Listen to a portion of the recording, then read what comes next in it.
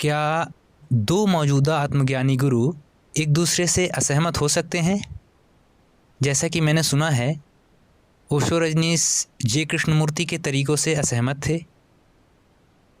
लोग किसी भी बात से सहमत या असहमत हो सकते हैं। अगर आप मुझसे बात करें किसी भी बारे में, कला, संगीत, राजनीति, कुछ भी, शायद मैं आपकी कही हर बात से असहमति जताऊं। नहीं, मैंने ये नहीं कहा कि आप मौजूदा आत्मज्ञानी हैं, पर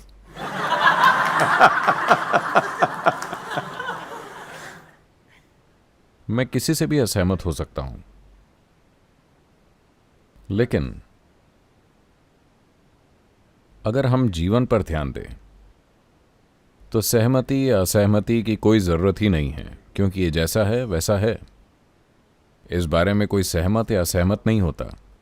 लेकिन संस्कृति के बारे में, कपड़ों के बारे में, संगीत और कला के बारे में, राजनीति के बारे में हम कई मायनों में सहमत और असहमत हो सकते हैं, है ना? और जितना हम असहमत होते हैं उतना ही बेहतर है। हाँ, आया ना?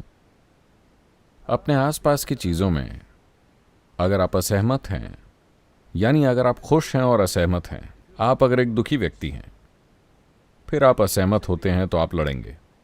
अगर आपके दिमाग में थोड़ी समझ है तो असहमति चीज़ों को हमेशा बेहतरी की ओर ले जाती है ना? मान लीजिए कि आप और मैं असहमत हैं कि इसे कैसे रखा जाए, तो हम यहाँ बैठकर अगले 2 दिन तक बहस कर सकते हैं और फिर शायद कुछ वाकई सुंदर निकल कर आए। पर जैसे ही हम असहमत होते हैं, हमें गुस्सा आ जाता है, हम लड़ने लगते हैं। ऐसे लोग अलग हैं। तो अगर आप खुशी से असहमत होकर जीवन के सबसे छोटे पहलुओं पर भी बहस करते हैं, ये पूरी तरह ठीक है। There is no necessity that you have to agree with everybody. You don't have to. ऐसा कुछ जरूरी नहीं है कि आपको हर किसी से सहमत होना है, इसकी जरूरत नहीं। क्योंकि जब आसपास की भौतिक चीजों की बात आती है तो हम में से हर कोई इसे अलग तरह देखता है। इसीलिए इतनी विविधता में जीवन घटित हुआ, है ना? इतनी सारी भाषाएं, इतने तरह के संगीत, कई तरह की कलाएं, इतनी सारी बहुत सी चीजें घटित हुई हैं। क्योंकि अगर हर कोई सहमत होता तो हम सभी गुफा में रह रहे होते। हम असहमत थे। शायद अगर आप एक गुफा मानव की बेटी होती, गुफा मानव के बेटे, अगर आप एक गुफा मानव के बेटे होते और आप कहते कि मैं एक झोपड़ी बनाना चाहता हूं वहां बाहर, तो मुझे यकीन है कि आपके पिता असहमत होते। हाँ या ना? वो कहते क्यों? गुफा अच्छी है और गुफा में रहने के सभी गुण उन्होंने आपको समझा दिए होते। लेकिन आपने असहमति जताई, इसीलिए झोपड़ी बनी, इसीलिए लाखों दूसरी चीजें आई, है ना? तो ये बिल्कुल ठीक है, आत्मज्ञानी हो या ना, आप लाखों चीजों के बारे में असहमत हो सकते हैं। इससे क्या समस्या है? लेकिन अगर आप मूल तक पहुंचते हैं तो ना आपको सहमत होना है ना सहमत होना है। ये जैसा है ये वैसा ही है। अस्तित्व को आपकी सहमति या असहमति की जरूरत नहीं है। ये बस यहां है। भौतिक, मनोवैज्ञानिक और भावनात्मक को सहमति या असहमति की जरूरत है। आप ऐसे लोगों के साथ रहने की कोशिश करते हैं जो आपसे सहमति रखते हैं, जो कि एक भारी गलती है, क्योंकि वो जरूर मूर्ख होंगे। अगर आपके अंदर आपसे असहमति जताने वाले लोगों के बीच हमेशा रहने की समझ और संभाव है, तो आप देखेंगे कि आप भौतिक दुनिया में चीजों को बहुत बेहतर तरीके से करेंगे।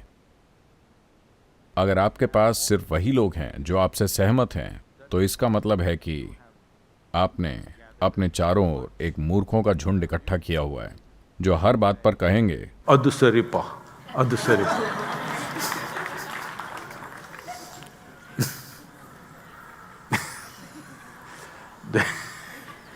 There are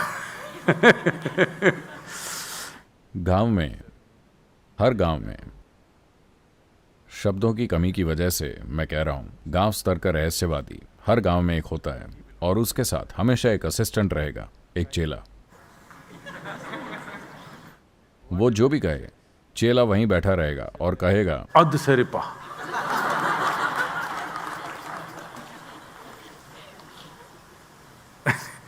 जिसका मतलब है एकदम उम्दा, बिल्कुल सही। तो ये आदमी जो भी कहे, चेला बीच में कहता रहेगा अधसरिपा।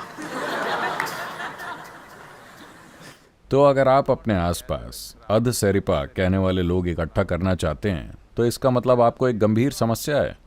अगर आप दुनिया में कुछ करना चाहते हैं तो आपको ऐसे लोगों को चुनना चाहिए जो आपसे सहमत ना हो, जो आपसे असहमत होंगे, जो चीज़ों को जैसा आप देखते हैं उससे 1000 अलग तरीकों से देखेंगे। सिर्फ तभी चीज़ें होंगी, है ना? लेकिन अस्तित्व के मूल को न तो सहमति की ज़रूरत है और न ही असहमति की। यह आपकी सहमति या असहमति नहीं मांग रहा, आप बस इसमें विलीन हो सकते हैं।